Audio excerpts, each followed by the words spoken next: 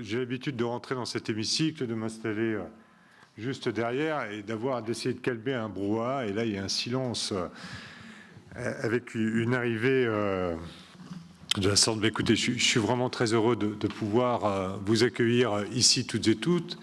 Je dirais ici, mais également dans un certain nombre de salles de cette maison qui est destinée à accueillir en tout cas un nombre de participants conséquent aujourd'hui. Merci à toutes nos équipes pour avoir réussi cette organisation qui, tout au long de la journée, culminera cet après-midi avec l'accueil de la commissaire Ferreira. Heureux parce que la mobilisation du jour a une vertu, celle de vouloir véritablement animer le territoire régional avec le soutien de l'Europe, permettre à chacune et chacun d'entre vous qui portez des projets, eh bien, d'avoir cette vision commune d'une Europe proche, d'une Europe active, d'une Europe simplifiée et surtout d'une Europe concrète. Je crois que c'est vraiment ce message que nous essayons de développer aujourd'hui. La forte mobilisation et votre présence nombreuse le démontrent. Les projets sont là, les envies sont bien présentes et notre région du Grand Est est pleine de ressources. Cette journée, c'est finalement la vôtre, celle de tous les acteurs de terrain, et nous avons voulu qu'elle vous soit utile et que vous puissiez là aussi présenter vos projets, que vous puissiez nous interroger et que les fonds européens aillent au plus près des territoires, des porteurs, que ce soit les entreprises, les collectivités, les agriculteurs, les associations, bref, tous les interlocuteurs du terrain. Pour nous, c'est du concret. C'est du concret et c'est du travail. C'est du concret parce que c'est 100 000 dossiers présentés et programmés lors de la dernière programmation. C'est 35 000 chômeurs accompagnés dans leur recherche d'emploi. C'est 10 500 entreprises soutenues dans leur développement.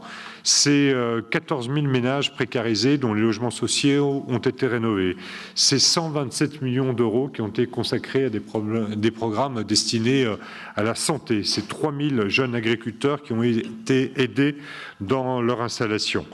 C'est surtout aucun euro qui a été rendu à l'Europe sur l'ancienne programmation FEDER, et cela prend le même chemin sur le FEADER. Et ça, là aussi, ça illustre encore une fois le sérieux, le travail réalisé par les uns et les autres. Je n'aime pas les classements pour les classements, mais nous sommes la région qui, sur l'ancienne programmation du FEDER FSE 2014-2020, est la première région en termes de consommation de fonds. Et je crois que là aussi, c'est dû à ce travail en profondeur. Nous sommes exemplaires.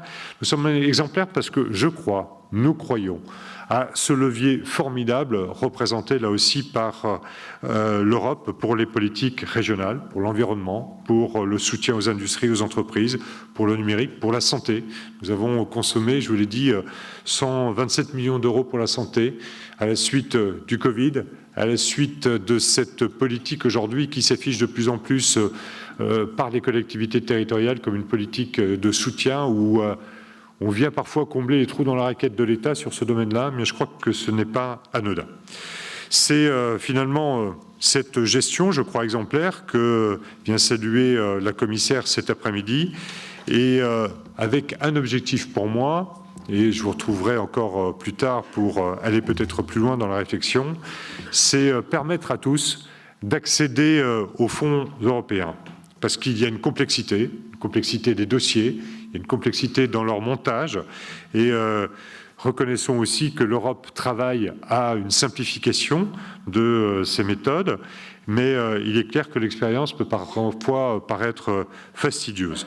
Et je refuse, moi, que ces difficultés administratives deviennent des obstacles. Quand certains élus me disent plutôt que de demander des fonds européens, on ne demande rien parce que tellement c'est compliqué, eh bien, on a mis en place des process aujourd'hui pour que cela ou que ce sentiment puisse à jamais être effacé.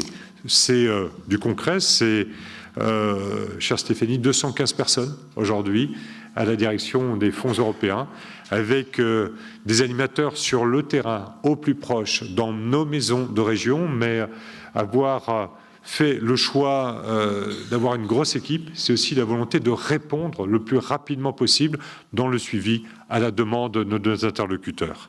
Je crois que j'aimerais vraiment remercier les services qui traitent sur l'ancienne programmation énormément de dossiers qui, dans la nouvelle programmation, vont continuer à s'affirmer comme étant des interlocuteurs pour chacune et chacun d'entre vous. Vraiment, j'aimerais les remercier parce que nous avons plus que jamais besoin de l'Europe, à la fois, certes financièrement, mais dans un symbole également de cohésion. Je vous remercie et je vous retrouverai encore tout au long de la journée, je crois. Merci beaucoup.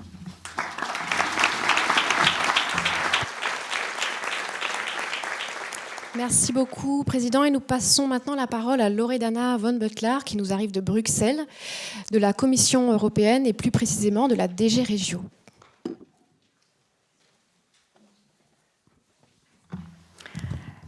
Bonjour, merci beaucoup. Monsieur le Président, Mesdames, Messieurs les élus régionaux et locaux, Mesdames et Messieurs, c'est un honneur et un plaisir pour moi de représenter aujourd'hui la Commission européenne à l'occasion du lancement de la nouvelle période de financement dans la région Grand Est, une région qui continue de montrer son attachement au projet européen et aux valeurs de solidarité, ouverture et modernité. Nous pouvons le constater ici à Strasbourg, siège du Parlement européen, mais également dans les autres territoires de la région qui vivent souvent les réalités transfrontalières. Alors, nous célébrons aujourd'hui le démarrage du programme FEDER FSE Plus FTJ du Grand Est pour la période 2021-27. Permettez-moi aussi de dire bravo et de remercier tous les collègues au sein du Conseil régional ainsi que ceux de la Commission qui ont travaillé sans relâche pour rendre ce succès possible. Aujourd'hui, c'est presque 900 millions d'euros qui sont alloués à la région pour la réalisation des projets territoriaux qui visent à améliorer concrètement la vie des citoyens et des entreprises du Grand Est. C'est l'aboutissement d'un travail continu et des négociations méticuleuses qui ont commencé il y a maintenant déjà 3 ans, mais 3 années qui ont malheureusement été perturbées par plusieurs crises. La crise sanitaire, dans un premier temps, la crise économique et sociale qui a suivi, avec l'arrivée des nouvelles opportunités de financement de la part de l'Union européenne avec le paquet REACT-EU, et aujourd'hui, malheureusement, une crise géopolitique et énergétique avec le retour de la guerre en Europe. L'élaboration du programme que l'on célèbre aujourd'hui est le fruit de ces différentes crises et défis. C'est un programme d'investissement ambitieux et qui aidera, j'en suis sûre, le Grand Est à transformer son territoire et faire face aux nombreux défis auxquels la région est et va être confrontée. Concrètement, ces investissements seront au service d'objectifs stratégiques de moyen et long terme. Tout d'abord, l'objectif de double transition, écologique et numérique, visé par l'Union européenne, constitue la clé de voûte de nombreuses actions soutenues. Dans cette optique, pour maîtriser les défis de ces transitions, des investissements dans la numérisation, la recherche et innovation ainsi que la compétitivité des entreprises sont indispensables. Alors, nous saluons le choix de la région d'allouer près de 300 millions d'euros, soit 47% de la dotation totale du FEDER, à l'objectif stratégique consacré à la construction d'une Europe plus compétitive et plus intelligente. Aussi, des moyens importants du programme Grand Est seront également réservés directement aux objectifs climatiques, en conformité avec la stratégie du Green Deal européen de faire de l'Union européenne le premier continent climatiquement neutre d'ici en 2050. Le programme accompagnera au mieux les porteurs de projets dans cette transition et dans la réalisation des projets écologiques ambitieux et respectant toutes les normes environnementales. En outre, l'invasion de l'Ukraine par la Russie a grandement perturbé le système énergétique mondial et a ainsi renforcé l'objectif de mettre fin à la dépendance de l'Union européenne à l'égard des combustibles fossiles. Dans ce cadre, le programme Grand Est jouera pleinement son rôle, notamment via des investissements dans les énergies renouvelables et l'efficacité énergétique. Et par ailleurs, un nouveau fonds, le Fonds de transition juste, ou le FTJ comme on l'appelle, constitue un soutien supplémentaire conséquent pour aider la région à faire face aux conséquences sociales et économiques de cette transition. L'enveloppe de ce fonds de transition juste, alloué au Grand Est, sur des territoires de la Moselle, de la Meurthe-et-Moselle et du Bas-Rhin, représente près de 112 millions d'euros, complétés par les investissements réalisés au titre du programme national FTJ, en soutien au capital humain, à hauteur de presque encore 50 millions d'euros. L'objectif principal de ces fonds est de diversifier l'économie du territoire et d'accompagner la reconversion des travailleurs dans la région. Dans le Grand Est, il accompagnera notamment les filières de la métallurgie, de la chimie, de la production minérale non métallique, mais également la fermeture de la centrale à charbon Émile Huchet à Saint-Avold. En fonction dynamique des reconversions des entreprises, le FTJ pourra être amené à être modifié pour refléter au mieux les transformations et besoins de ces entreprises et du territoire dans un futur prochain. Enfin, comme souligné par la présidente de la Commission européenne, Ursula von der Leyen, dans son discours annuel sur l'état de l'Union ici à Strasbourg, il est important de continuer à investir dans notre capital le plus cher. Et ça, c'est le capital humain. À ce titre, la décision du Grand Est d'utiliser à la fois du FEDER et du FSE+, pour soutenir ce capital est salutaire. Presque 200 millions d'euros sont ainsi mobilisés principalement pour soutenir l'accès aux soins, l'économie sociale et solidaire, des systèmes d'orientation adaptés aux transformations du marché du travail, ainsi que des offres de formation répondant aux besoins du territoire. Nous saluons également le choix de la région de soutenir la mise en œuvre des actions ciblées en faveur de l'emploi des jeunes, afin de lutter contre les taux encore trop élevés de chômage et d'inactivité de cette génération. Ces investissements permettront de contribuer à l'objectif stratégique 4, à savoir la concrétisation d'une Europe plus sociale, ainsi qu'à la mise en œuvre du socle européen des droits sociaux. Nous sommes également présents aujourd'hui pour célébrer le lancement du volet régional Grand Est, relevant du plan stratégique national français de la politique agricole commune pour 2023-2027.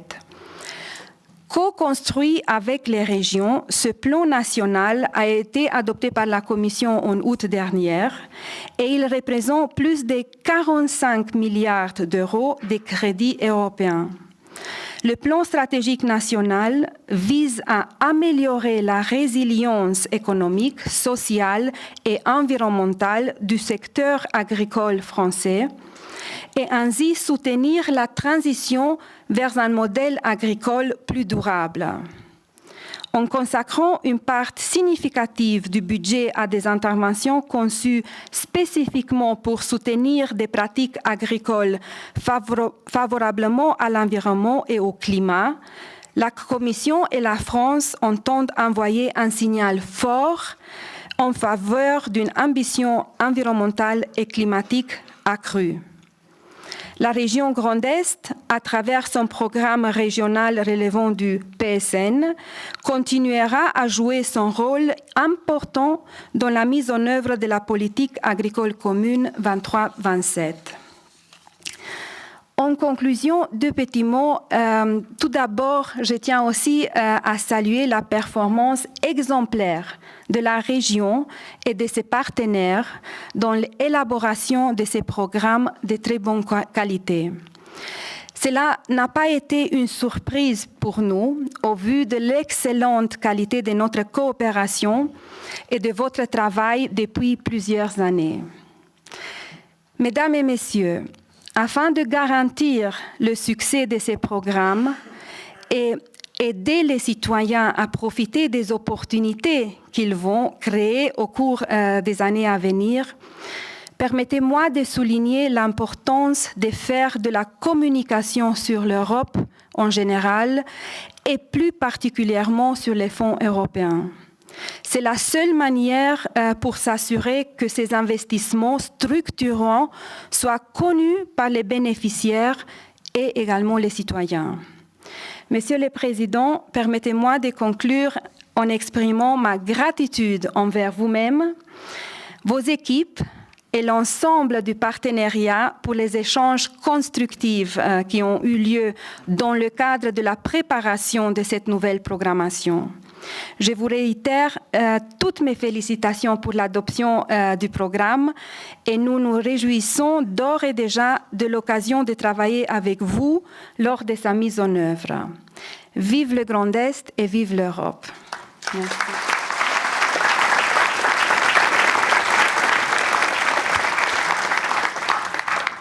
Merci beaucoup. Et maintenant, sans plus attendre, nous allons passer à des sujets plus techniques avec une présentation du programme FEDER FSE+, FTJ par Johan Gardienet et François Otero.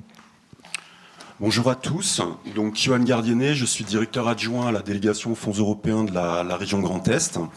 Et nous avons le grand plaisir aujourd'hui de vous présenter le programme FEDER FTJ FSE+, Grand Est et Massif des Vosges 2021-2027.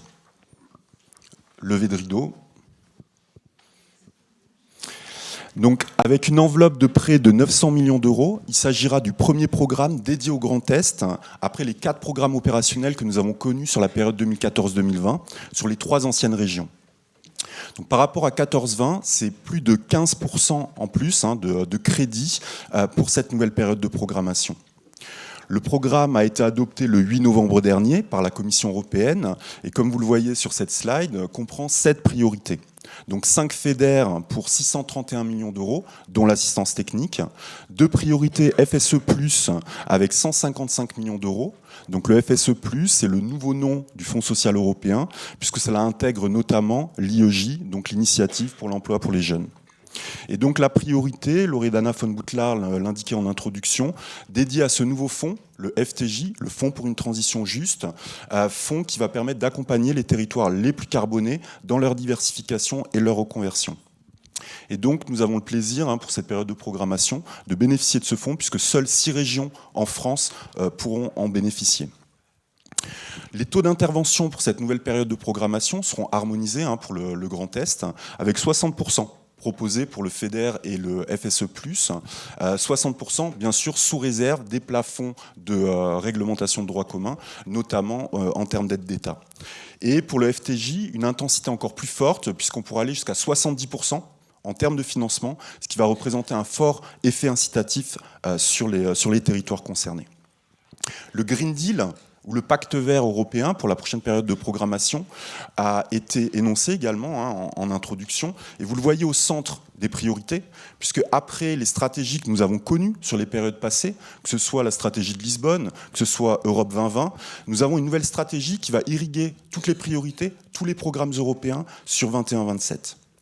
Et donc, afin d'atteindre l'objectif d'un continent neutre en termes d'émissions carbone, mais également l'objectif intermédiaire que l'on connaît sous le nom de FIT 55, on donne quelques éléments un peu précis, mais c'est parce que ça va présider à l'atteinte des différents objectifs que nous aurons à mettre en place dans le cadre du programme. Donc, FIT 55, c'est un objectif intermédiaire d'ici 2030 pour baisser de 55% les émissions de gaz à effet de serre. Et dans ce cadre-là, on doit donc faire de la concentration thématique, on doit avoir des critères environnementaux et tout ça va se traduire donc dans le déploiement opérationnel du programme. On mentionnait les importances des parts consacrées à une Europe plus intelligente, à une Europe plus verte. On peut également ajouter qu'on aura 32% en transversal, donc consacré à la lutte contre le changement climatique, 25% consacré aux mesures environnementales, et donc petite information par rapport à 14-20, puisque nous avons triplé l'effort consacré à la biodiversité et à la lutte contre le changement climatique dans les crédits octroyés à ces priorités sur 21-27. Mais on n'oublie pas également donc le FSE+, avec 25% consacrés aux jeunes, et les territoires. Territoires, 17% qui vont être consacrés donc à des thématiques comme la santé, la culture, le tourisme, volet urbain ou le massif des Vosges.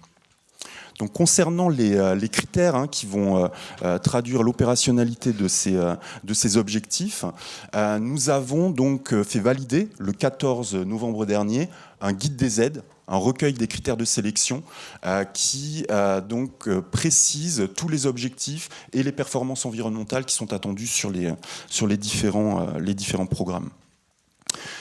Ce qui signifie qu'aujourd'hui, nous disposons de tout le corpus réglementaire pour pouvoir lancer la programmation. Nous avons déjà une multitude de projets qui ont été déposés sur la plateforme dématérialisée e-Synergie et nous pourrons donc lancer la programmation avec un premier comité régional de programmation, un CRP, qui se tiendra sur le premier trimestre 2023. Si l'on rentre davantage dans le détail, avec une première priorité qu'on peut résumer sous une Europe plus intelligente, 3 thématiques: RDI, recherche, développement, innovation, usage numérique, mais également développement économique. Donc on voit sur cette slide les différentes typologies de projets, que ce soit des projets collaboratifs, que ce soit du développement d'usage numérique dans l'action publique, la santé, la culture, le tourisme, mais également la digitalisation des PME ou le développement économique avec des aides individuelles, mais aussi des instruments financiers qui pourront être déployés durant la période de programmation en prêt, garantie, intervention en fonds propres ou quasi-fonds propres. Petite particularité pour cette période de programmation sur un point d'éligibilité. Donc sur la priorité 1 du prochain programme, les grandes entreprises sont inéligibles, sauf si l'on est dans un projet collaboratif avec des PME. Donc c'est un point notable pour cibler les différents bénéficiaires. Il y a un effort également qui a été établi dans le cadre de la préparation de ce programme, c'est la corrélation, la cohérence avec les stratégies régionales, les différents schémas prescriptifs, mais également les différentes priorités nationales pour massifier les fonds européens aux côtés des fonds publics, que sont ceux de l'État, de la région ou des collectivités, et donc d'avoir une parfaite cohérence. Et sur ces thématiques, il y a une cohérence donc avec un document essentiel pour la prochaine période de programmation, qui est ce qu'on appelle la S3. Donc stratégie régionale d'innovation pour les spécialisations intelligentes, articulée autour de la bioéconomie, de la santé et de l'industrie. Ce qui signifie que tous les projets que nous accompagnerons en innovation devront s'inscrire dans ces priorités de la S3. Mais c'est valable également pour les projets de développement économique avec donc le SRDE2I qui est actuellement en cours d'actualisation. Et pour finir sur cette priorité, nous aurons donc un objectif d'ici 2029, fin de la période de programmation, pour soutenir plus de 6700 entreprises, pour accompagner des développements d'usage numérique afin qu'il y ait plus de 200 000 utilisateurs de ces nouveaux services et qu'il y ait plus de 2400 emplois créés dans les entreprises. Si l'on poursuit la présentation avec donc la deuxième priorité essentielle, 216 millions d'euros, une Europe plus verte. Plusieurs thématiques, efficacité énergétique, rénovation thermique des logements sociaux, des bâtiments publics, des associations, mais également amélioration des process des entreprises. les énergies renouvelables, essentielles pour développer donc, les alternatives aux énergies fossiles, avec du soutien au développement, de la récupération de chaleur, des réseaux de chaleur de froid, mais également la structuration de la filière d'hydrogène renouvelable pour notamment proposer des carburants durables. 3 autres thématiques, changement climatique, principalement sécheresse, inondation. Économie circulaire, priorité forte, avec une ligne dédiée pour la prochaine période de programmation.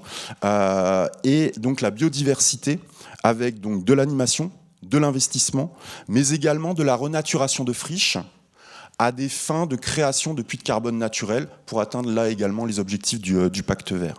Petite précision sur cette période de programmation. La méthanisation agricole sera accompagnée par le FEADER et Natura 2000 sera accompagnée par le FEDER. Ce sont des lignes de partage qui permettront de donner une meilleure lisibilité sur l'accès au fonds pour certaines typologies de projets.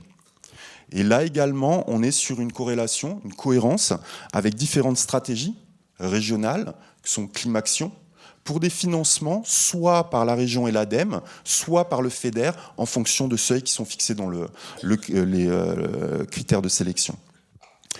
On retrouve également donc un rôle central, bien entendu, du SRADET, avec son volet déchets, mais également des PAPI, les plans d'action de protection contre les inondations, qui priorisent les opérations en ce sens, et également la stratégie régionale biodiversité, et le projet Life Biodivest, puisque nous inscrivons en complémentarité avec ce programme qui a été validé récemment par la Commission européenne.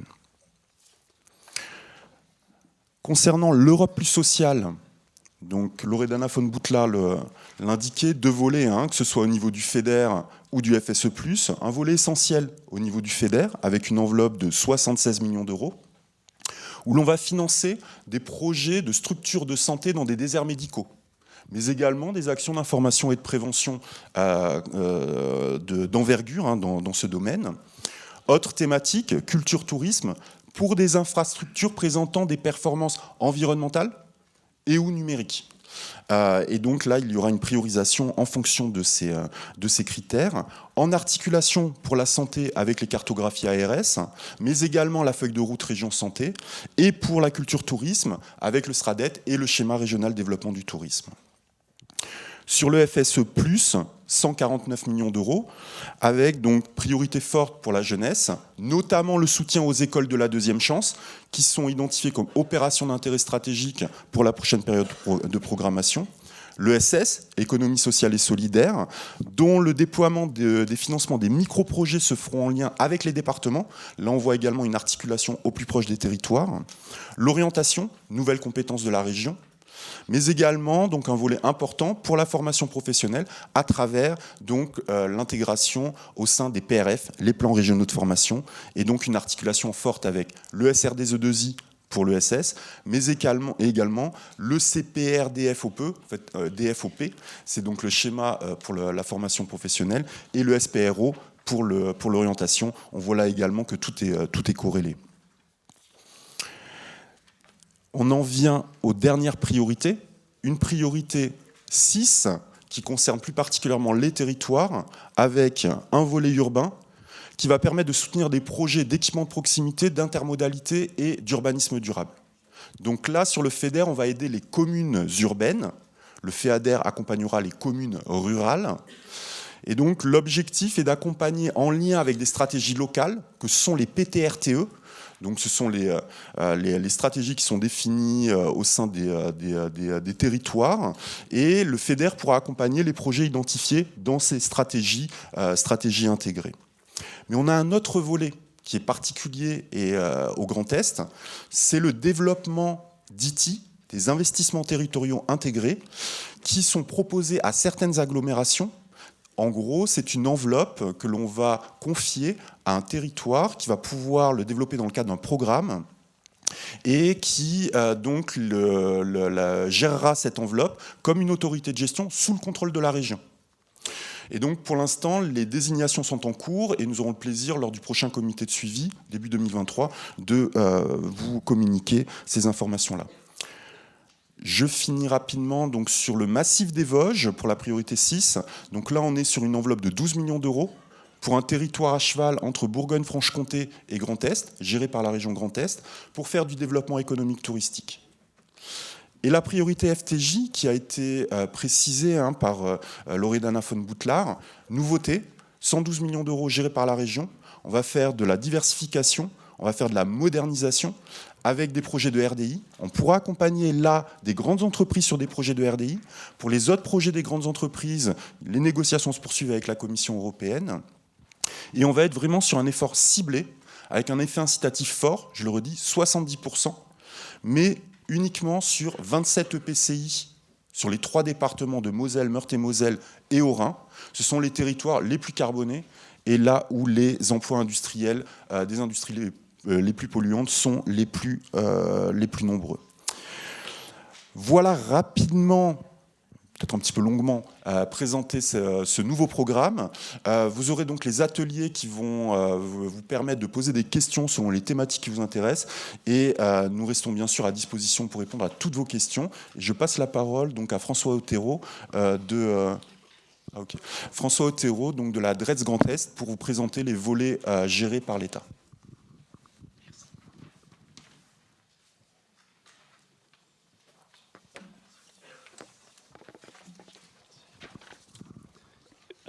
Monsieur le Président, Madame von Boutlar, Mesdames et Messieurs, bonjour. Donc, je vais essayer de faire au moins aussi vite que Johan. Donc, sur le programme FSE 14-20, je vais avancer. Voilà, sur la première slide, le programme national 14-20, qui avait notamment pour objectif de lutter contre la pauvreté, de favoriser l'éducation et la formation et de faciliter l'accès à un emploi durable, s'achève. Avec sa nouvelle programmation 21-27, le FSE devient le FSE+. Toujours investi pour l'inclusion sociale, l'emploi et l'éducation, le FSE+, inclut désormais l'initiative pour l'emploi des jeunes, le Fonds européen d'aide aux plus démunis et le programme pour l'emploi et l'innovation sociale, et met ainsi l'accent sur la jeunesse et la lutte contre la pauvreté. Le programme national du FSE+, Emploi, Inclusion, Jeunesse et Compétences, a été approuvé par la Commission le 27 octobre 2022. Ce programme bénéficie d'une enveloppe d'un peu plus de 4 milliards d'euros qui est gérée par la Délégation générale à l'emploi et à la formation professionnelle du ministère du Travail, du plein emploi et de l'insertion et par les services de l'État en région. Comme vous pouvez le voir, le programme national FSE+, se concentre sur 3 priorités principales. Les 3 premières, l'insertion professionnelle et l'inclusion sociale, qui visent à financer des actions d'accompagnement vers l'emploi, l'insertion par l'activité économique et de lutte contre la pauvreté et l'exclusion. Elle concentre près de la moitié des ressources du programme.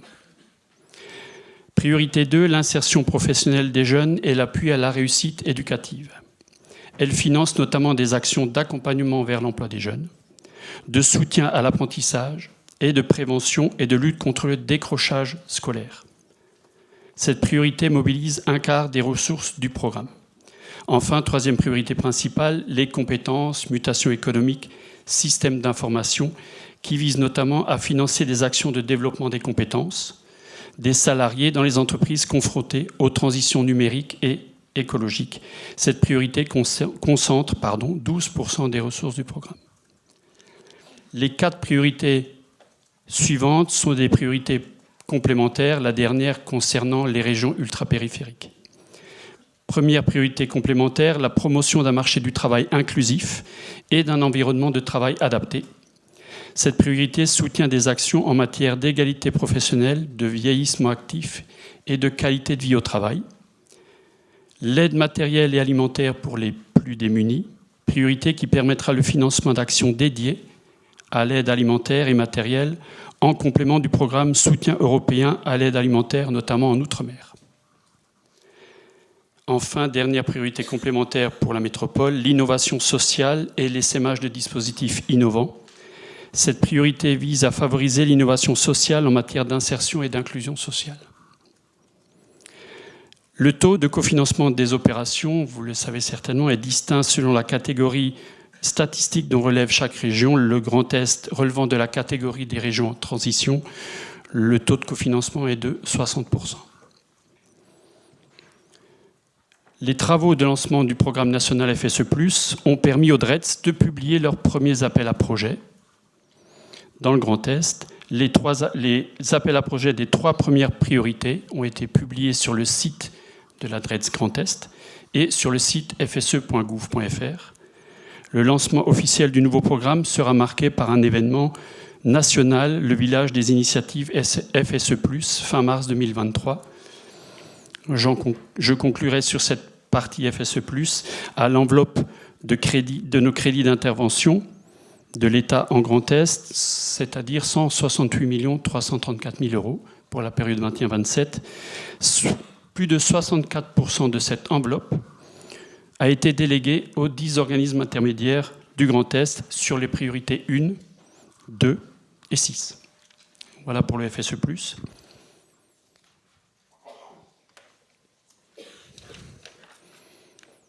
Sur le FTJ, Mme von Buttlar et Johan vous ont déjà donné beaucoup d'informations. Je compléterai en disant que la Commission a adopté le programme national FTJ le 30 novembre 2022.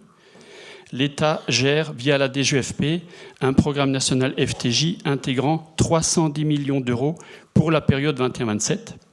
Dans le Grand Est, les crédits d'intervention délégués sont de 48,2 millions d'euros dans les territoires infradépartementaux, déjà rappelés par Mme von Buttlar et Johan. Le FTJ a pour vocation à atténuer le coût économique, environnemental et social de la transition vers la neutralité climatique dans l'intérêt des territoires et des populations les plus touchées. Ce fonds, qui n'est pas un fonds de décarbonation, est destiné à soutenir l'évolution des activités et des personnes vers la transition verte.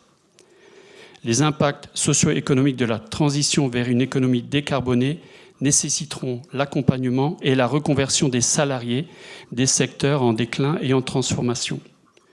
La décarbonation impose, en outre, de transformer les activités et de diversifier l'économie, conduisant à la nécessité d'adapter les compétences des actifs et à des besoins de recrutement à mettre en adéquation avec la main-d'œuvre disponible sur les territoires. Les mesures prises en matière d'aide à la recherche d'emploi pour les demandeurs d'emploi relèveront principalement d'une logique de ciblage sur des secteurs d'activité en cohérence avec les choix sectoriels et stratégiques de la région. Le premier appel à projet FTJ de la DRETS sera normalement publié au courant du premier trimestre 2023.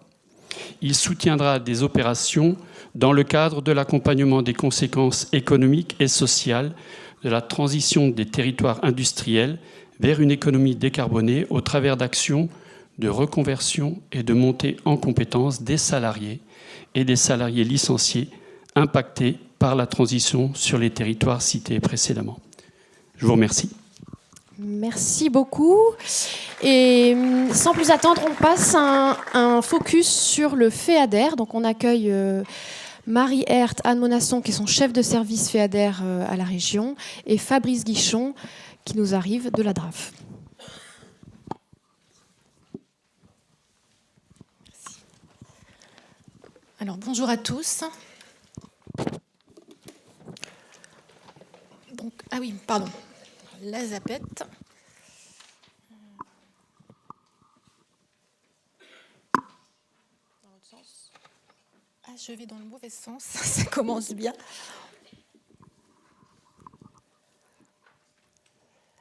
Voilà, ça démarre.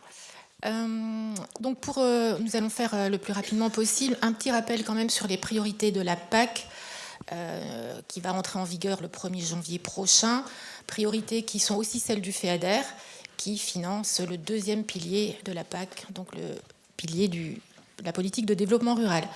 Donc 3 grands objectifs généraux qui sont des objectifs classiques de renforcement de la compétitivité des secteurs agricoles et forestiers, de protection de l'environnement, d'action pour le climat et de renforcement des zones rurales. Ces objectifs généraux se déclinent en 9 objectifs spécifiques que vous ne voyez pas à l'écran, mais je pense que vous allez bientôt les apercevoir.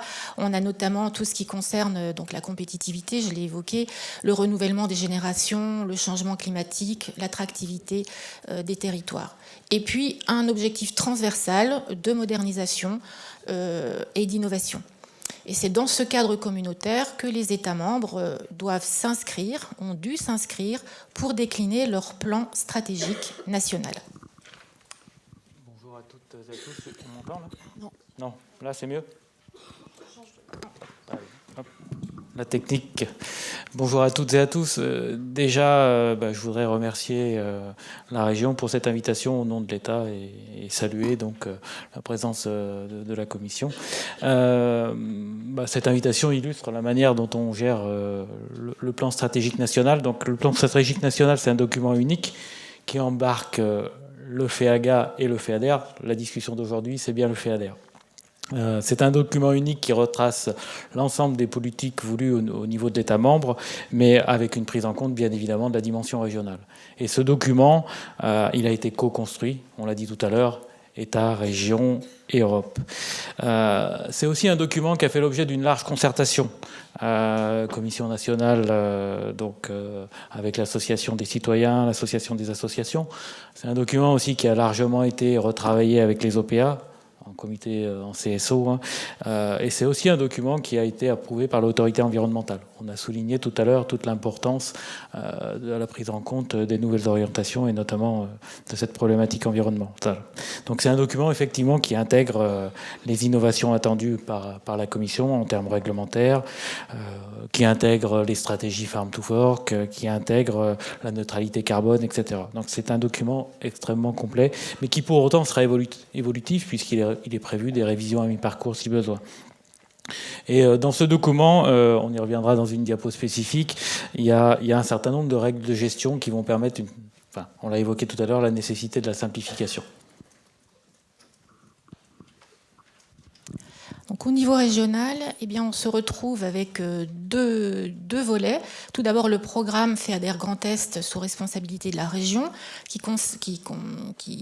porte sur les mesures non surfaciques et qui propose 24 dispositifs pour une enveloppe FEADER de 250 millions d'euros. Et le second volet, donc, qui est le volet surfacique, mais je sais qu'on est très en retard, donc on va passer à la diapo suivante.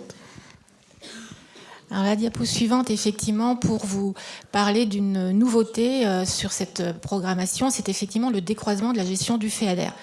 Donc aujourd'hui, c'est la région Grand Est qui est autorité de gestion du FEADER pour l'ensemble des mesures. Les mesures surfaciques, ce sont des mesures qui sont calculées à l'hectare des exploitations, et les mesures non surfaciques d'investissement, l'installation, le développement rural, leader, etc. Mais il y a deux types de services instructeurs. D'une part, les services de la région et d'autre part, les services de l'État, notamment les 10 directions départementales des territoires sur le Grand Est. À partir du 1er janvier 2023, cette gestion du FEADER va être décroisée. D'un côté, on aura l'État, autorité de gestion des mesures surfaciques qui seront instruites, gérées par les services de l'État. Et de l'autre côté, la région, qui devient une autorité de gestion régionale pour les mesures non surfaciques et qui va instruire elle-même l'intégralité de ces mesures. Alors, pour arriver à ce système, effectivement, il va y avoir un véritable transfert de compétences de l'État vers les régions, puisque jusqu'à présent, effectivement, une partie des mesures d'investissement, une grande partie des mesures d'investissement étaient instruites par les services de l'État. Et dans le cas de ce transfert de compétences, nous allons avoir un transfert de moyens avec 33 ETP d'agents d'agents État, qui vont venir à la région à partir du mois de janvier. Alors ce décroisement de la gestion du FEADER porte bien sûr sur le nouveau programme 2023-2027, mais également sur les 3 programmes de développement rural 14-22 qui sont toujours actifs sur les 3 anciens territoires, Alsace, Champagne, Ardennes et Lorraine, qui vont également bénéficier du décroisement de cette gestion du FEADER qui a pour vocation de simplifier et de fluidifier l'instruction. Alors, juste un très rapide mot avec la diapo suivante pour vous dire qu'en fait, sur les 2 prochaines années, nous allons vivre avec les 2 programmes concomitamment qui vont se chevaucher. Donc, les anciens programmes PDR 14-20 prolongés de 2 ans et abondés par une forte enveloppe de transition ainsi que les enveloppes des crédits du plan de relance. Donc ces programmes-là qui vont se prolonger jusqu'à fin 2024 et puis va se mettre en œuvre dès le 1er janvier 2023 le nouveau FEADER qui lui sera géré à l'échelle du Grand Est. Et notre objectif va être d'optimiser l'utilisation de ces enveloppes pour permettre de financer un maximum de projets, certains pouvant encore être financés sur les programmes 14-22 et d'autres sur le FEADER 23-27. Alors on poursuit avec la présentation, 2 diapositives, avec la présentation effectivement à la fois du programme FEADER Grand Est, et ensuite je passerai la parole à mon collègue de l'État pour qu'il vous présente le volet national. Alors sur le programme FEADER Grand Est 2023-2027, c'est un programme qui répond à 3 grandes orientations. Accélérer les transitions vers la triple performance dans les exploitations agricoles, les filières, mobiliser la filière bois dans l'atténuation du changement climatique, et puis renforcer le développement local et les approches territoriales. Pour répondre à ces 3 orientations, nous avons 4 grands blocs de dispositifs. Le bloc agriculture, innovation, forêt et territoire. Ces blocs se décomposant en une liste de dispositifs. Alors je ne vais pas tous les détailler parce que nous avons des ateliers qui nous attendent et ça sera l'occasion effectivement de regarder ces dispositifs dans le détail avec vous. À noter simplement peut-être que certains dispositifs sont surlignés en jaune. Je pense notamment aux jeunes agriculteurs, ou aux industries agroalimentaires. Cela veut dire que ces dispositifs continueront de bénéficier d'un financement FEADER 2014-2022 en 2023. Ma collègue vous parlait justement de l'articulation entre les programmations. On n'a pas de date de bascule fixe et donc on pourra travailler sur 2 programmations pendant l'année 2023. Alors, sur la dernière diapositive, en fait, donc le volet surface piloté par l'État s'articule autour donc de la conversion à l'agriculture biologique. Ça, c'est des programmes que vous connaissez déjà, mais c'est surtout un programme qui va être renforcé, puisque l'enveloppe annuelle progresse de 14% par rapport à 2019-2021. Avec un objectif en France donc de 18% de surface en agriculture biologique en 2027. L'autre pavé, donc le pavé mesure agro-environnementale, donc là c'est un pilotage régional maintenu qui sera donc encore en association avec la région, même s'il y a une logique de décroisement, des engagements de 5 ans, un nombre de mesures plus limité par rapport au programme précédent aussi, toujours dans cette logique de simplification, avec des programmes préconstruits mais qu'on peut adapter pour partie au niveau local. À ce stade, 80 programmes en cours de sélection pour une enveloppe annuelle de 25 millions d'euros. Autre dispositif qui est prolongé sont les ICHN. Donc, il n'y a pas d'évolution significative sur ces programmes-là. Et en gros, on aura une enveloppe autour de 66 millions d'euros par an, cofinancée à 65% par l'Europe sur la région. Après, on a 2 autres dispositifs qui sont moins régionalisés, mais qui comptent quand même. Tout un volet de lutte contre la prédation. Donc là, c'est le loup, le lynx. Et donc, là, sont des enveloppes à demande de FEADER qui viennent abonder ces programmes. Et puis, un travail en cours au niveau national et qui aura fortement des répercussions sur l'enveloppe régionale, c'est qu'il y a une nouvelle approche de la gestion des risques en agriculture qui se met en place avec tout un système d'assurance récolte qui se développe, et l'Europe va participer au cofinancement de ces orientations-là à hauteur de 186 millions d'euros par an. Alors à ce stade, les enveloppes ne sont pas régionalisées, mais bon, on verra bien. La région Grand Est bénéficiera pour partie des crédits qui seront destinés à toute cette évolution sur la prévention et la gestion des risques en agriculture. Et on sait toute l'importance de cette approche par rapport au changement climatique, par rapport aux évolutions et à la nécessité de stabiliser l'économie des exploitations en parallèle au programme développé par la région. Voilà, je ne vais pas faire plus long, place aux ateliers.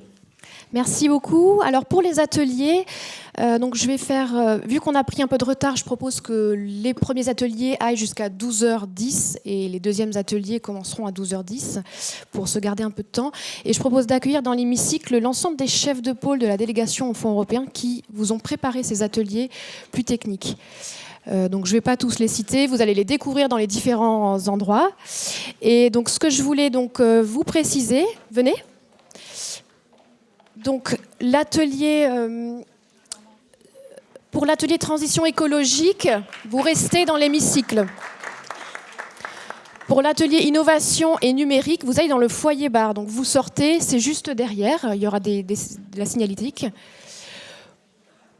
Pour l'atelier formation et jeunesse, vous allez dans l'amphi. Pareil, vous ressortez de vous êtes arrivé, vous allez très vite tomber sur l'amphi. Et un peu plus compliqué, pour l'atelier FEADER, forêt et territoires ruraux, il faut monter au premier étage dans la salle Bartholdi. Bons ateliers à tout le monde. Merci.